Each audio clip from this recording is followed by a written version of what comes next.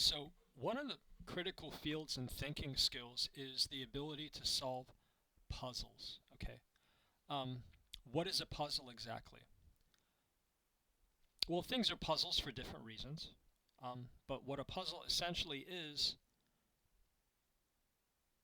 you're trying to achieve a certain solved state of a thing or an idea.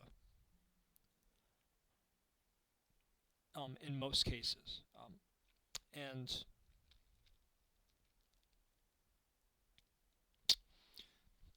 so, as you can see, there's a wide range of how difficult of a puzzle can be. Um, Puzzles can be difficult because they're time consuming. Puzzles can be difficult because they're complicated. And I'll hazard to say that the study of complexity hasn't really gotten to the stage where it really understands it and stuff because, and I think it has to do with a lot of the fact that the mind's eye tends to be fixated on certain aspects of complexity and without necessarily seeing the whole thing. And there's limitations within spoken written language and how to describe it and stuff. And there's all types of languages that have tried to approach covering this topic and stuff, but it's hard to encapsulate because sometimes you have things occurring at the same time that need to be addressed and everything. But let's get into it. This video is about complex assemblages and stuff. Simple assemblages are something most people naturally know, but we're going to talk about complex assemblages and the difference between simply trying and giving sharp tries and actually making progress. It's important because many things are very puzzle-like. So there's that.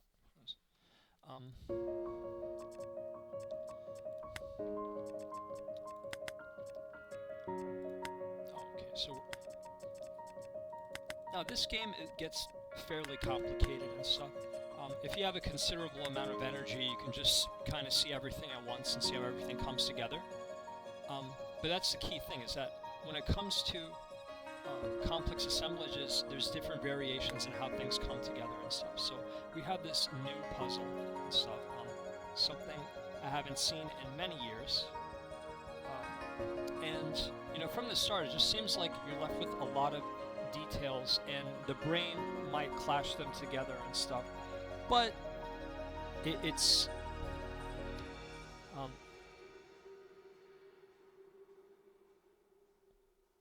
I think it's safe to say that our actions are very tied to that flow of visualizations in our head of like how things are going to go together.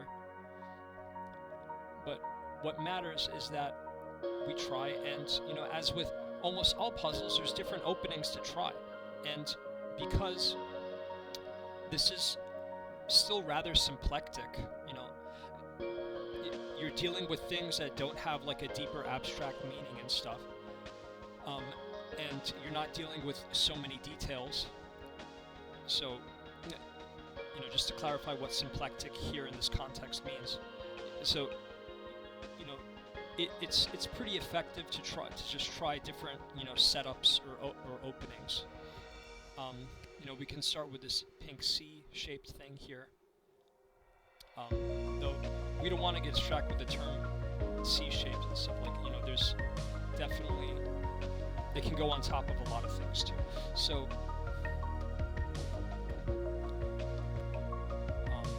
and this rather conveniently makes a first layer and stuff, and we can kind of see how many layers fit based off of the highlight from the green cube outline here. And accounting for details is one thing, but incorporating them is important and stuff. In math, like, we account first and then we incorporate later in the writing aspect of it and stuff, but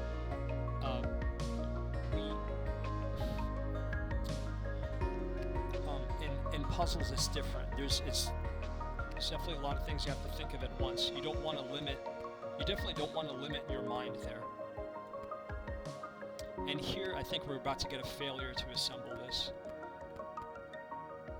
because of just foolishness of seeking convenience and stuff. It's not a general mistake, but it's just it's just a mistake. So we're just going to change our opening here. And I mean, this is basically what you do to eventually get it right. And getting it right the first time involves with doing a lot more looking before taking action.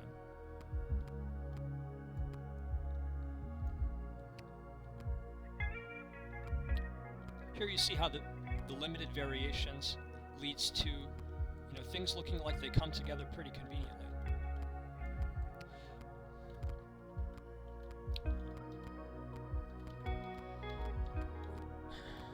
No, I need the it's not giving me the rotation I need. There we go. So, and it's another failure. It's wonderful.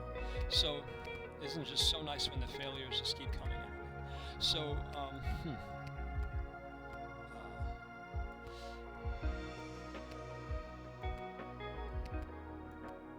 this is a different opening too.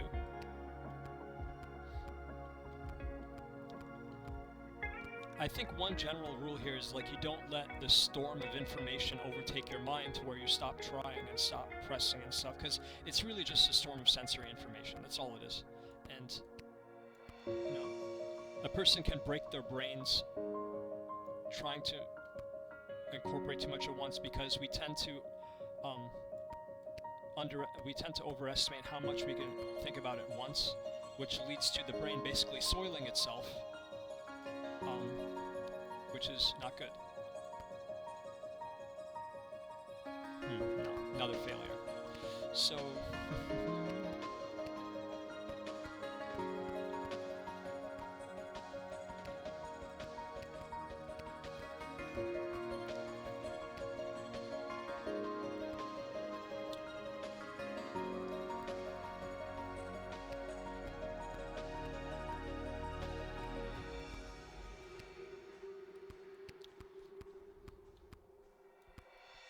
there's only with puzzles, there's only so many openings you can take. There's not many of them, and eventually you get it, which is a type of brute forcing strategy.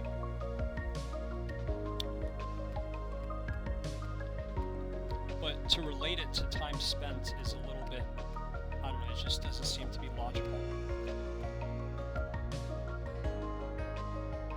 Interesting.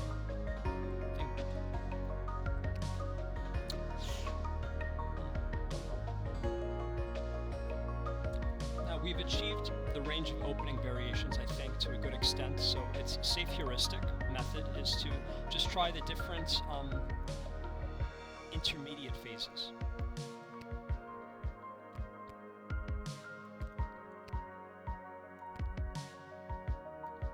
And I believe we have a solution. We just need this game to not be stupid.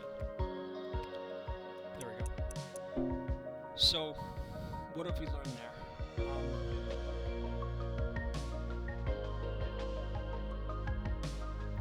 Yeah, the brain's ability to chunk things is pretty formidable and stuff, but simply chunking is different than, chunking in a thinking context.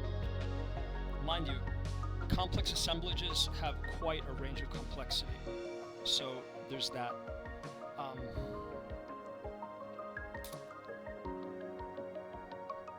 I guess a brain needs to learn to write off a complexity as something that just has some simple aspects to it, but maybe the arrangement or something else about it just isn't clear, and that's what needs to be learned and stuff. So an aversion to complexity is about an unwillingness to learn. And if a person can't learn, maybe the brain's soiled too much or whatever, but all that matters is that you go back and you continue, and you continue to work at it and stuff, while forcing the issue as little as possible, because you want to be able to think. So that's what I can say about complex assemblages for now. I'm not exactly an expert in complexity, but what I learned can help you a bit. So there's that.